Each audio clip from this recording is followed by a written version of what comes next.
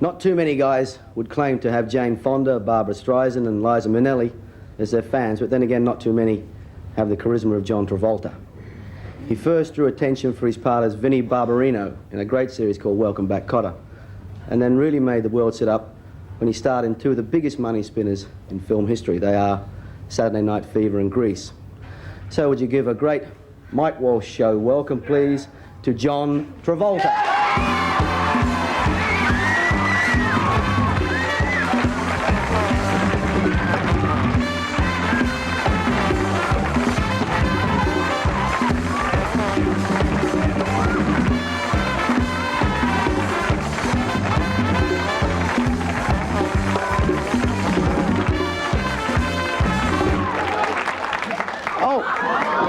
Throw it up, throw it up. You know what that is, right? Presents are coming. Well, you may hurt him, or me. Yeah, read it. What does it say, John? What's going on here? Money, throw money, throw money. No, I think we better hold off on that, huh? I think we better hold off on that. We might hurt somebody, including me. What does it say, John? Oh, this is John. Is it too personal? What does it say? One of your best performances was with the Disco Boy on the Don Lane show, right? You remember that? Oh, yeah. Just this week?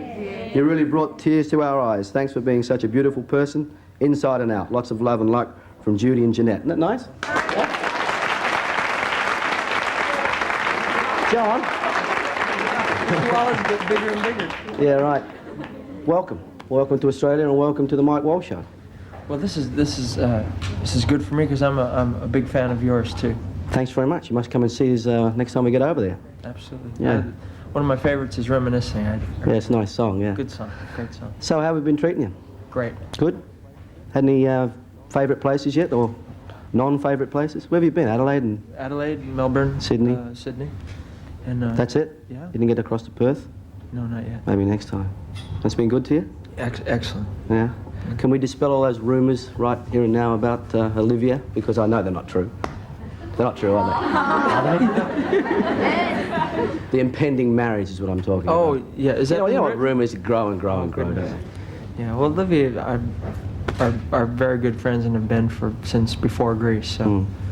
Were you involved with the casting of Grease? Did you have any say in? Yes. Olivia was who I went after for that part.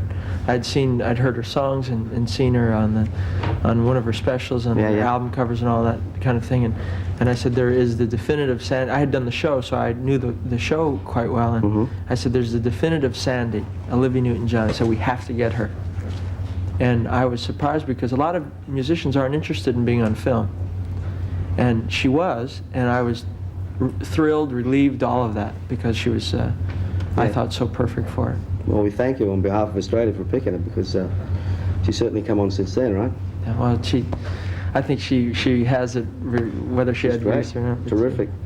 The Monday's press described you as the world's sexiest man. How do you handle stuff like that? I don't write the questions, I just ask them. It's difficult, isn't it? Well, yes, I mean, I don't... how can you describe a man's sex appeal? It's hard to...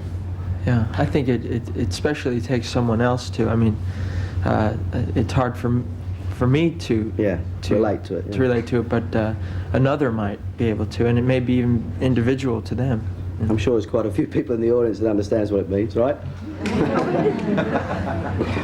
Well, speaking of sex appeal, what do you consider, sexy in a girl?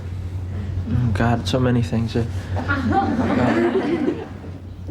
I'm really, I react to so many different things that that person one person that may be totally different than another may turn me on. Do you know, that kind of thing? So it's yeah, sex appeal's got many different layers. Levels. Yeah, and personality comes in and all that sort of stuff. Sure, it's such a broad spectrum. Anyway, let's talk about the films. How did you land the part of Tony Manero in Saturday Night Fever? Well, I had actually auditioned for Robert Stigwood for a Broadway show, Jesus Christ Superstar. Oh yeah. Back in '71. For what part? For one of the Disciples or whatever, and he had remembered me from that, and then I got sort of popular on Welcome Back, Kotter, and then had a single letter in, and he read in Time magazine about me and said, "God, that's the kid that I auditioned 5 years ago, and maybe he'd be right for Fever in Grease." Did you just pick up all the dancing and that, or have you been dancing since you were a kid, and then did you go into choreography lessons for the film? Well, I had always been interested in dance, but never quite as much as right before Fever. 5 months I spent training for that. Did you dance a lot around when you were a kid? Oh, sure, we all did, you know. I hear you're a great fan of Cagney's, right? Yes. And I read somewhere, I think it was in a Rolling Stone interview, that your mother used to threaten you with, if you were naughty, she'd ring up fictitious James Cagney on the phone. And that's right. And got me to do whatever she wanted to around the house. Since that, you've become friends. Friends, yes, which is nice. Yeah, it is. He's a great performer. Tremendous. Yeah.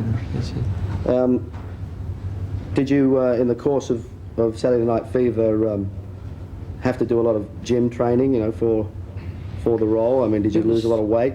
20 pounds. 20 pounds? Yes. Really? Yeah. Well, listen, we got some evidence of that work, right? Because we've got a clip of Saturday Night do you Fever. really? So I think we should have a look at that and see what sort of workout he does. What is? Yeah.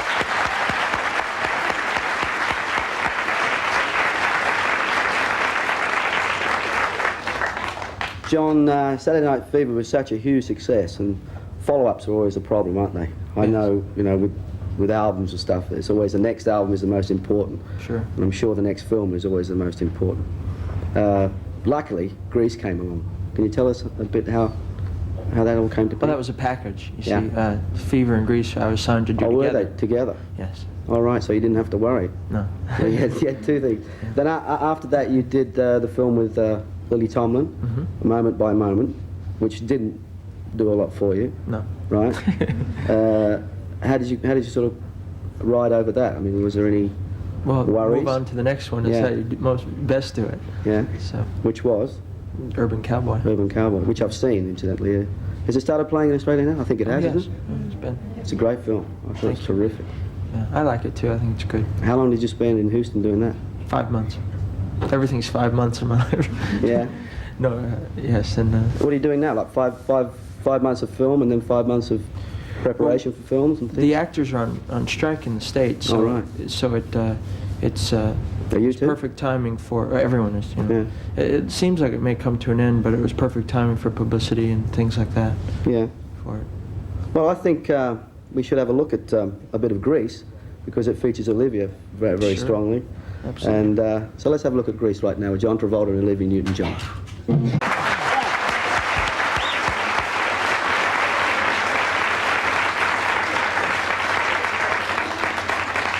Which, of course, takes us to Urban Cowboy, as we've been talking before, and it was filmed mainly in Gillies.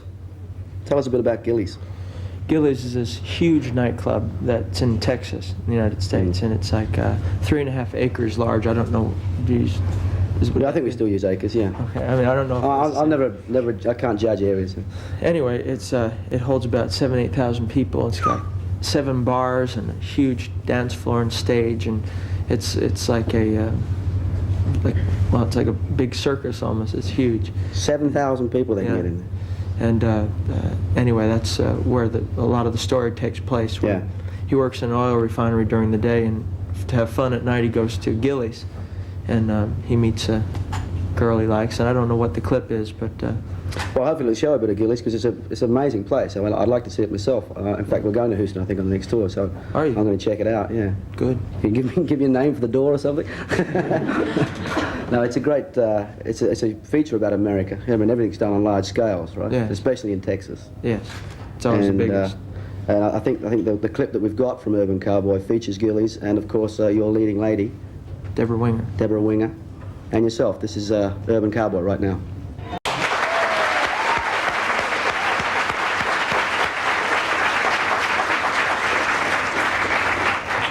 Deborah Gillies become quite a star from this film, right? Yes. Deborah, we saw her there. Yeah, she's Deborah Winger, I'm sorry. Right. What did you call her, Deborah Gillies? Gillies. Yeah, Wingers, right? Deborah Gillies at Wingers, yeah. Who was the other lady in the film who that's you Madeline married? Smith. No, I married Deborah Winger. Yeah, right, you married Deborah Winger, and then you had an cheated affair on my wife with Madeline Smith. Madeline Smith. She was terrific. Yeah, She was good too. very good. Since the film, it's been out about 6 months in the States? No, about 3 months. About 3 12 months. weeks, yeah. But since then, the Texan chic has taken on. In the States, it's gone crazy, the cowboy hats. theme, yeah. And all the discotheques have turned into honky-tonks, you know, Right. like Gillies. And everyone's dressing up in the cowboy gear and all that kind of thing. It's really, it's Well, you exciting. gave me quite a shock when you walked out in a nice suit like this. I mean, you obviously get into a character, and I've seen you since in Australia. You've been wearing the urban cowboy style, the Texan chic. Is that because of the carryover from the character? You're still involved with that character, or is it just purely a No, I think emotional I just exercise? wore that once to the opening of the film Yeah. in Adelaide, and that was because it represented the film, you know. Yeah. Let's talk a little about the mechanical bull, which is probably the symbol, the center of the film, isn't it? The whole film revolves around proving yourself on the mechanical bull. Is that actually in Gillies, or was that brought in to Gillies, into the nightclub? That was in Gillies before. It's a feature of the Just for place. entertainment for the folks who go and... And they really do get on and do all those crazy Oh, yeah. things on. Absolutely, and most of them get thrown off because they're either drunk when they get on or, you know, something like that. Yeah, They, right. Right. How long did it take you to learn that? About 2 months. Really? Yeah, it can be tough, yeah. Every day? Yes. You're on that? Yeah. Have you tried real bronco riding? No, but it sure tempted me. After doing that, I thought it might be fun to get on something live now, as opposed to... Yeah, but I don't know. At least the mechanical bull can't bite your back, can it? Can't That's right. You know, can't kick It's you just when as you're down. difficult to ride, but it's not as dangerous in the live element, I guess, you know, getting a hoof in the mouth or whatever. Yeah, you haven't carried on with the bull riding at all since the film? No. Okay. Well, actually, I did once, and I went to a nightclub in L.A. and rode the mechanical bull, and that was... Did you? I remembered it, and it Must have stayed been on. like straight out of the film. Yeah. It was in reality, huh? Yeah, it was fun. Yeah. Well, listen, John, it's great to talk to you. We're going to come back and talk to you right after this commercial break. Okay. But we'll just take this little pause right now, and we'll be back with John Travolta.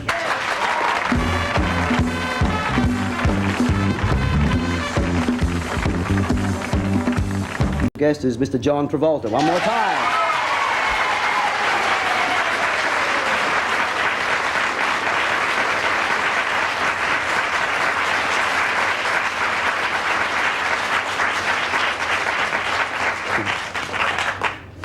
John, did you always want to become a star, or when was the time you decided you wanted to be one? Actually, I thought that I would have a career in the theater, and never really thought that I would be in films. And it turned out I was much better in films than I was on the stage. Well, when you say in theater, was that straight acting or Yeah. musical? Well, both. You know, Yeah. in the States, it's common that you not only act, but you sing and dance with your career. I guess the big break would have been the Welcome Back Cotter thing, huh? That started it, yes. Yeah. But what about your parents? What do they do? Well, let's see. My father's retired, Yeah. and my mother's passed away. So Uh-huh. she did act and direct, though. Ah, did she?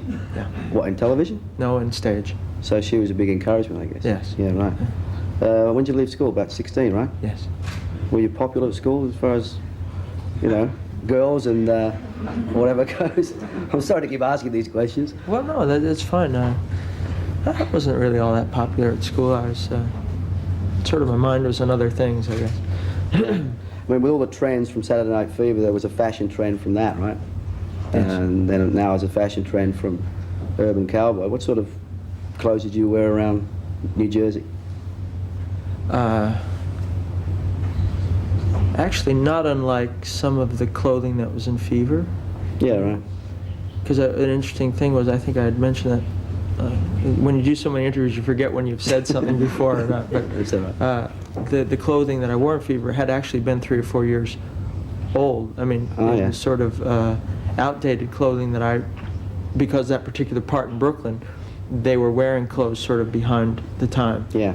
And what the interesting that happened is it elevated to ahead of itself. So suddenly, that was in fashion again. Well, that's what's happening, isn't it, all the time? You seem to be going around in ever-decreasing Yes. circles. But it was unique that something just 3 years old would come back immediately. Yeah. You know, that kind of fashion. So it was, jeans and T-shirts and sneakers and... No, it was more like polyester shirts and gabardine slacks and things like that. Yeah. I know you've got a big interest in flying. You've had that from an early age as well, haven't you? Yes. When did that first sort of start to realise, and how did you get interested in About flying? 5 or 6 years old, I started interest in flying. What would they come over the house and stuff like that? And Well, we what didn't live that far from an airport, so when I'd go out in the backyard and play, I was about to say fool around. When I go out in the back and played, the planes would come over, and it caught my fancy, actually. And did you pursue that? I mean, did you get your license? Yes, I have a license. I fly a twin-engine plane. A twin-engine plane? Yeah. I read somewhere that you had a DC-3, is that right? Used to. You used to have one? No longer. You sold that? Yeah. Why? Because it's a little old? It just seemed hard to keep up. Yeah. It was quite old and didn't seem... What sort of airplane do you fly now? 414 Cessna. And when did you get your license? About 2 years ago. And about 2 years ago, did you? You've been flying 2 years? Well, That's yes, all. I've been flying for 10 years, but 2 years Legally? legally. Yeah, I always wanted to fly too, but I still haven't. I got into boats for some reason or other. Yeah. Flying seems a little... Now, how much time do you spend here and in the States? 6 months. 6 months in 6 months? Yeah. About 6 months there and 6 months here. Yeah. Plus other places as And you're well. going to start a tour? Next month.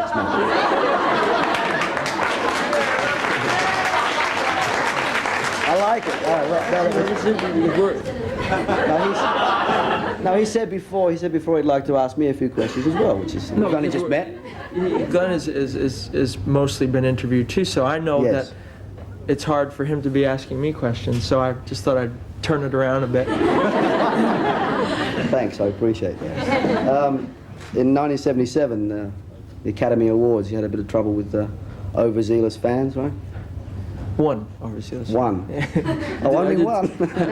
I did sort of a back bend. They came around, got my neck, and I was sort of went back to the ground a bit. Yes. But they make a big thing out of that hysteria thing. But I feel, from my experience, I guess it's because I'm getting older, that it gets less and less. I don't think fans are that much hysterical anymore. They seem a lot more interested in what you're doing rather than just trying to get close to you. Do you find that as well? I mean, with Barbarino, with the character with Vinnie. I mean, that was a very popular character with young girls. It really depends on the situation. Sometimes it's very calm, and other times it's hysterical. It varies, I think. Do you miss the Cotter series? You miss that continuity of work? Yes, in a way. I miss the everydayness of it. Yeah. The discipline of it? Yes, the discipline. I do miss that. I don't really miss the show as much, but I do miss seeing the guys every day and all that kind of thing. Do you miss the character of Vinnie? Sometimes, yeah. Could you? Do you slip into it now and again? Do you? Well, not really, but I did enjoy playing him. I mean, I got a kick out of him as much as anybody else. You couldn't slip into a little bit of Vinnie right now, could you? Well, it's a bit difficult.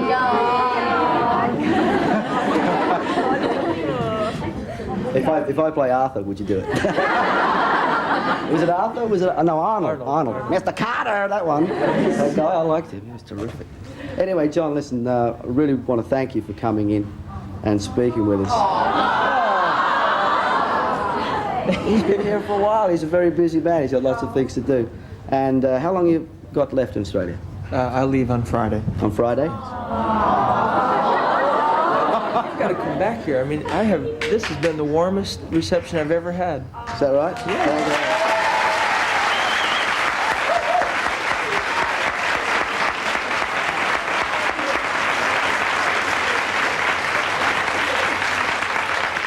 What's interesting is there's been always such a tie in my life to Australia. I mean, with Olivia and Robert Sigwood, the Bee Gees, it's played such an important part of my life that it's really quite satisfying to be here and have such a warm.